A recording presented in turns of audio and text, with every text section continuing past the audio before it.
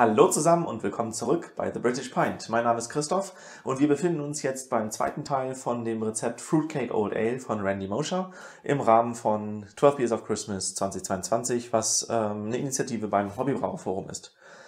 Ich habe das Ganze gestern gemacht, es ist eigentlich sehr, sehr spät geworden. Ich erzähle euch gleich warum, es war kein besonders erfolgreicher Tag, aber ich fasse das jetzt nochmal kurz zusammen und ich habe gestern ein paar Aufnahmen gemacht, die ich dann so ein bisschen dazwischen einblenden werde. Also das Bier ist echt gut fermentiert. Es ist bis an den Deckel hochgeschäumt am Anfang, das waren bestimmt locker 10 cm. Das war sehr interessant zu sehen und super Fermentation. Temperatur war in Ordnung, 18,5 Grad in dem Raum, den ich hier vorbereitet habe.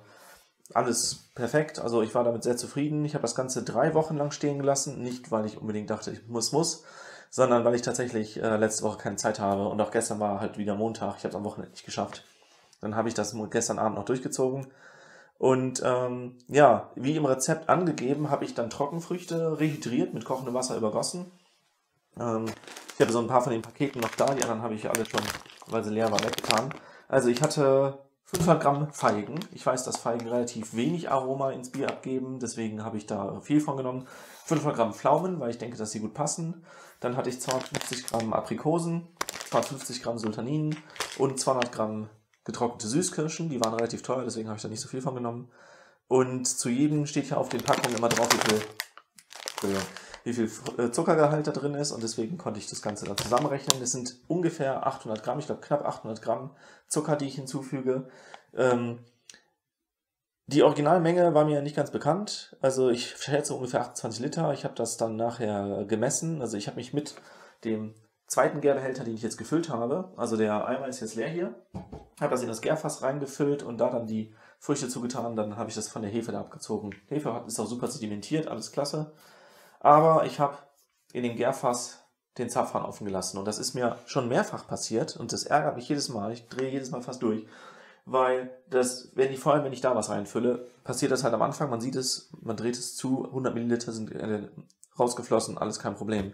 Bei dem Gärfass habe ich kurz geguckt, alles gut, ne? Das Füllstand war noch nicht so hoch, dass was aus dem Zapfhahn rauskommt. Und dann bin ich weggegangen, ein paar Schritte weg, hat irgendwas aufgeräumt oder so, kam zurück und riesen Bierlache, Jungbierlache im Zimmer und das war furchtbar. Also es sind bestimmt 8 Liter gewesen, vielleicht sogar mehr, die ich da verloren habe. Ich habe das natürlich nachher messen können, mich mit dem Gärfass im leeren Zustand auf die Waage gestellt und dann nochmal gewogen, während ich das volle Gärfass in der Hand habe. Das waren 18,8 Liter, die ich jetzt habe, 18,8 Kilo, aber ich rechne da jetzt nicht die Stammwürze raus, also 18,8 Liter. Und es war wahrscheinlich 28, die ich vorhatte, vielleicht auch nur 26. Ich habe wahrscheinlich 8 Liter verloren, das ärgert mich tierisch. Es ist jetzt kein Riesendrama, weil im Rahmen des Programms muss ich nur 3 mal 0,3 Liter verschicken und dann habe ich auch noch was für mich selber übrig. Aber ich war halt so froh, dass ich mal richtig viel gemacht habe und ich habe ja auch mir relativ Mühe gegeben, das Ganze einzukochen. Dass ich nicht so viel, weil ich hatte ja aber durch das schnelle Läutern relativ viel Flüssigkeit und so viel Zeit da rein investiert und dann ist die Flüssigkeit weg.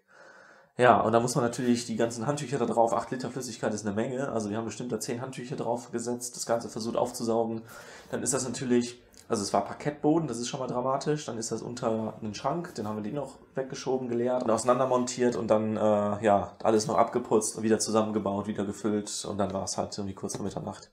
Deswegen habe ich gestern das Video nicht direkt gemacht, ja. Aber abgesehen von der Menge, die jetzt leider verloren gegangen ist es bisher ganz erfolgreich. Ich habe jetzt deutlich mehr Früchte als eigentlich gedacht. Ne? Also ich werde mehr Stammwürze durch Früchte haben als durch den Rest. Vielleicht wird es dadurch charakteristischer, intensiver. Gucken wir mal. Was ich nicht gemacht habe, ist da Orangenschale reinzutun. Also die Schale von 2 Orangen gehört normalerweise da rein und 2 ganze Nelken. Bei den Nelken dachte ich mir, ich hatte ja vor kurzem das Butterbier. Falls ihr es noch nicht gesehen habt, wie ich das mit meiner Frau zusammen verkoste, schaut es euch an. Und Nelke war so gar nicht meins, deswegen habe ich es diesmal weggelassen. Orangenschale hätte ich noch machen können, aber das hätte ich dann am Ende des Tages machen müssen und da war ich wirklich nicht mehr in der Stimmung für. Ne? Die musste man dann abraspeln oder so. Weil je mehr von dem Weißen man da drin hat, desto bitterer wird es und das wollte ich auch nicht. Genau, also keine Orange, aber die Früchte, das wird auf jeden Fall jetzt auch sehr intensiv, weil es ja viel ist. Die 800 Gramm würden normalerweise, glaube ich, 3% Alkohol entsprechen. Ich habe das ungefähr ausgerechnet und jetzt sind es, glaube ich, 4,3% oder sowas. Ich werde die Daten hier einblenden. Einfach weil es jetzt weniger Flüssigkeit ist. Ja, was soll man machen? Aber ich werde am Ende doch noch was da haben, was ich verkosten kann, solange ich jetzt nicht beim nächsten Umfüllen wieder die Hälfte vergieße. Genau. Das war eigentlich nur das Update. Ich wollte es ein bisschen kurz halten. Mehr ist auch noch nicht passiert. Ich habe mir die Fermentation tatsächlich jetzt noch gar nicht angeguckt nach 24 Stunden. Vielleicht schaue ich gleich rein, mache ein Video, zeige euch das beim nächsten Mal. Ansonsten, es blubbert wahrscheinlich so vor sich hin. Das wird schon klappen. Ja, und dann würde ich sagen, sehen wir uns beim nächsten Mal wieder. Also bis dann, macht's gut.